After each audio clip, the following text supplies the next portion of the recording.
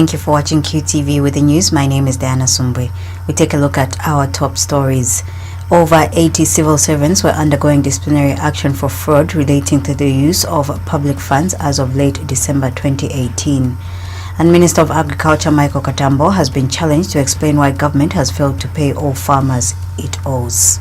And now the news in detail. Over 80 civil servants were undergoing disciplinary action for fraud relating to the use of public funds as of late December 2018. Secretary to the Cabinet Roland Musiska says some of the disciplinary processes which have resulted in a number of job loss in the public service were accumulations from previous years. Dr. Musiska has disclosed that as far as accountability is concerned, especially in financial prudence, government has thus made tremendous achievements. He tells QTV News that through the use of Information and Communication Technology (ITC), government has been able to identify wrongdoers, fire them and recover part of the lost public funds. Dr. Musiska states that this does not, however, mean that in 2018 civil servants suddenly became corrupt. He explains that the increased number of civil servants placed under disciplinary measures is actually as a result of the new system government has put in place. The Secretary to the Cabinet states that with the new ICT system, it is very easy for government to detect any fraud or misappropriation of public resources. He says that this also explains why the size of the 2017 Auditor General's report published in 2018 was considerably smaller than previous reports. Dr. Musiska notes that in addition to the use of ICT systems, government is also applying the Public Finance Management Act to the latter to ensure that public funds are used to the best ability. He says to this effect, the audit in the use of the social cash transfer funds is almost complete and that some individuals are being identified and taken through disciplinary processes. We've also created an internal audit committee that is looking at all these. That's why if you notice this year, the size of the Auditor General's report has reduced. Then government has put in place a Finance Act, which you must, as journalists, look at. It's a very tough instrument. And we are applying it to the letter to make sure that the money, public money, is used to the best of ability. I'm sure you heard about the social cash transfer. Yeah. The exercise is almost complete. The forensic audits are being done. People are being identified as being people who have done wrong things. We are basically taking them through the disciplinary measures. And if we find them guilty, we are not only firing, but we recover and then send to the police for fraud. So you go through three particular process. And I can tell you that which thing I'm not happy about. We have had a lot more civil servants lose their jobs because of fraud in this period than any other period of this country, if you look at the numbers. Minister of Agriculture Michael Katambo has been challenged to explain to the nation why government has allegedly failed to pay all farmers it owed in 2018. UPND Chairperson for Development, Mono Mapani, has reminded Mr. Katambo that farmers that supplied crops to the Food Reserve Agency (FRA) were promised to be paid by December 31st, 2018. Mr. Mapani states that if indeed farmers have not been paid, Mr. Katambo owes the nation and farmers an apology and explanation as to why government has failed to fulfill its promise. In an interview with QTV News, Mr. Mapani says the nation further needs to know what government is doing about the money it owes farmers. Mr. Mapani says failure to do so, Mr. Katambo, as the minister in charge of the country's agriculture sector, should resign from his position. And the UPND Chairperson for Development has called on the Patriotic Front government to allow 2019 to be a progressive year. He says the year 2019 should be about love for one another, respect for human rights, and a year in which people should be free to give checks and balances to government.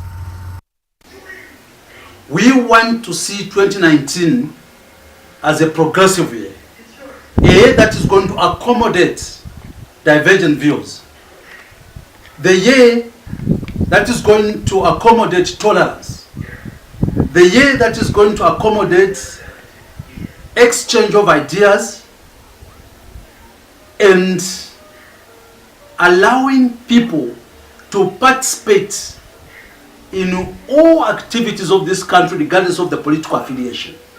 Further, we want our colleagues to allow criticism, because unfortunately this is the only way checks and balances can be enhanced.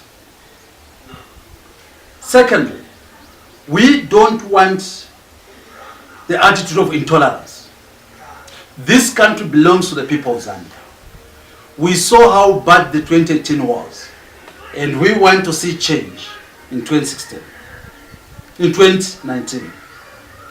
Further, we have seen how the Patriotic Front, despite being advised to come up with deliberate policies on to advance or on to develop agriculture, our colleagues failed.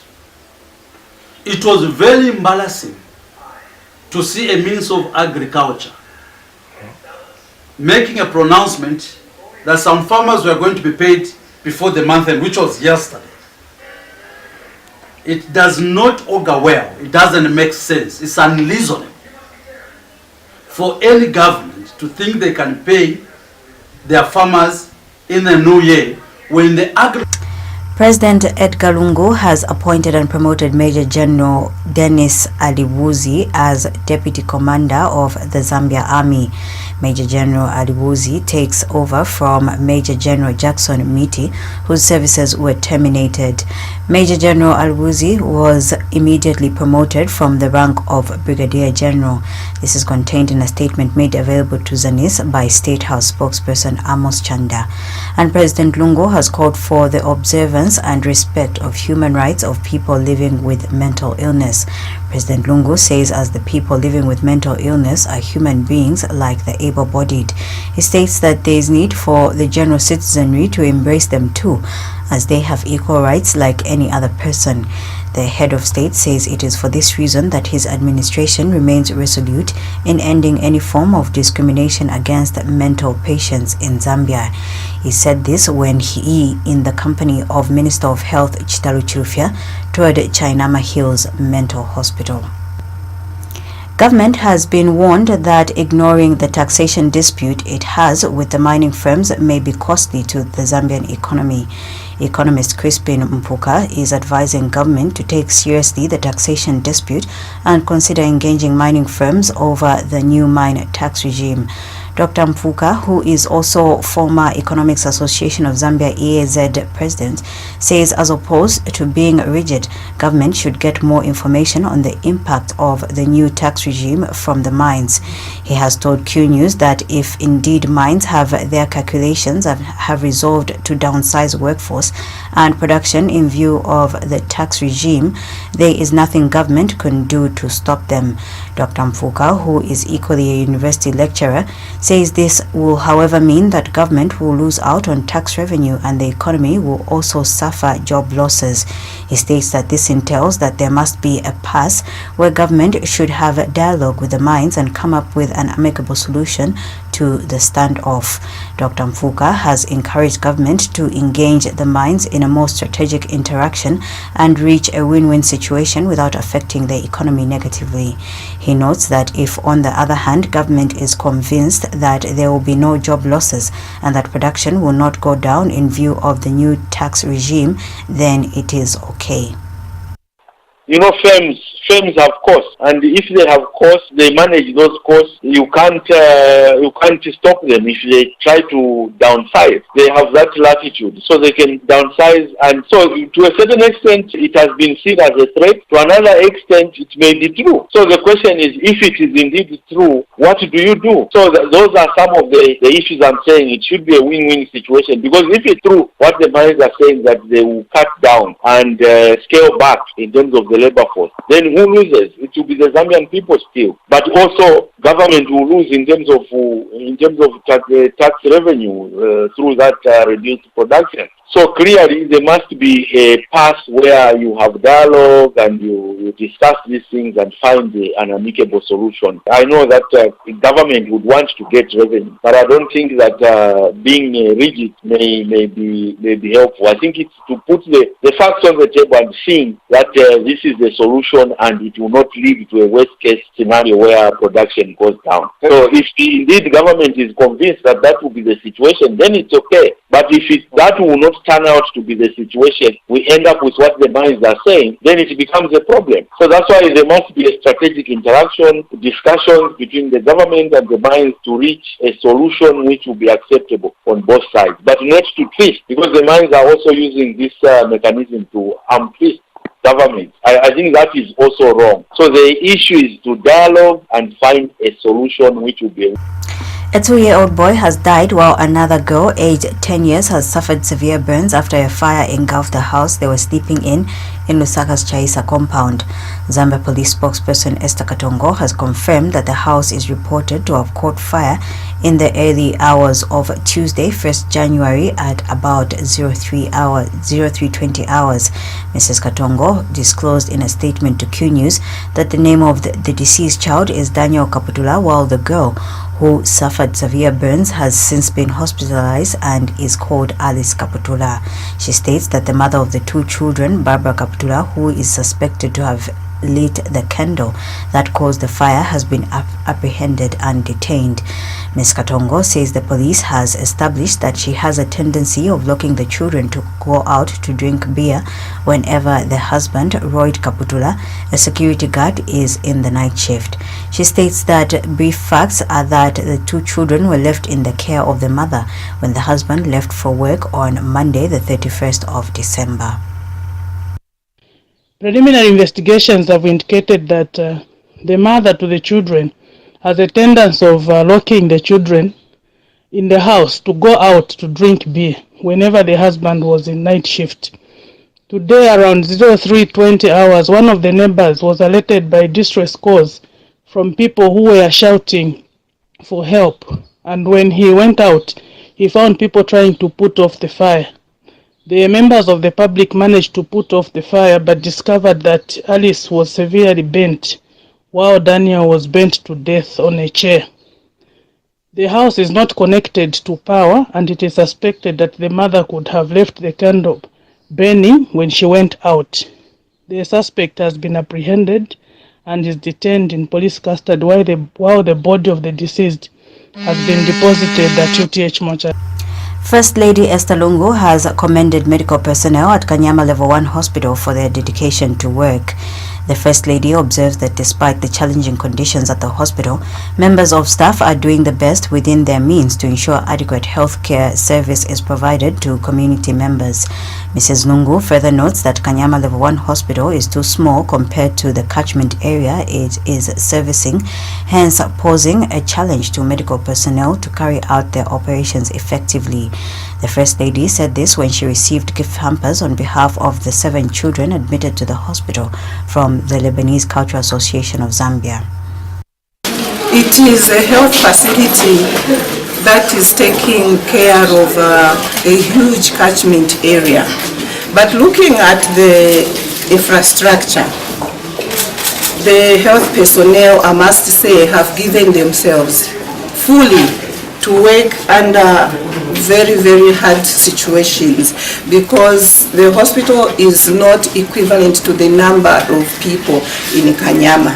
I'm happy to hear that the Ministry of Health are constructing another department which is going to help out, make the work easier, and also save the people of Kanyama widely, because it's not easy to work when the infrastructure is constricting the health workers. But as it were, we are happy that the health personnel are doing their level best together with the MP.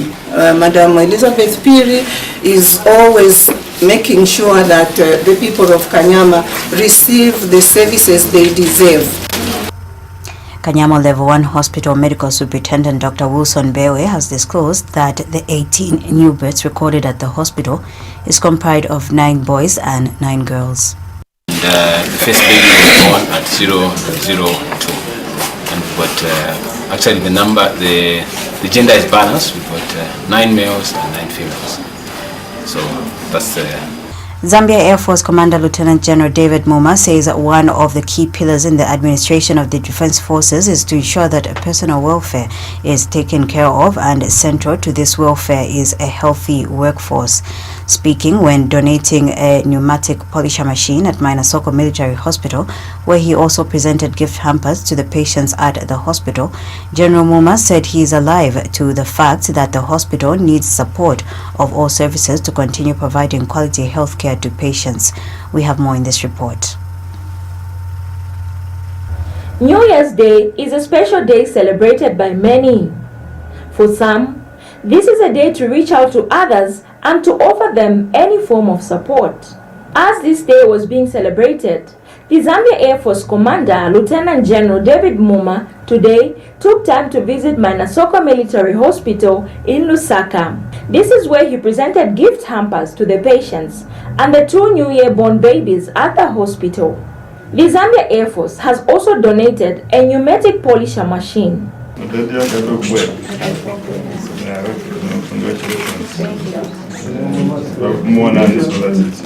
congratulate you. New Year, baby.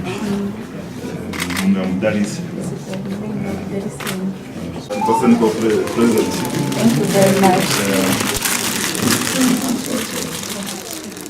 We mitigate the challenges.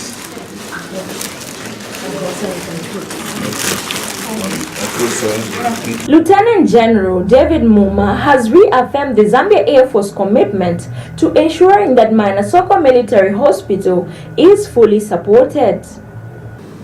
It's a humbling experience to see unwell people, I must say. Very, very touching. We take healthcare for granted many times, and I think when you see people who are unwell for various ailments, it only goes to remind us leaders on our need to always take keen interest in such key infrastructure or facilities such as Mainasoko.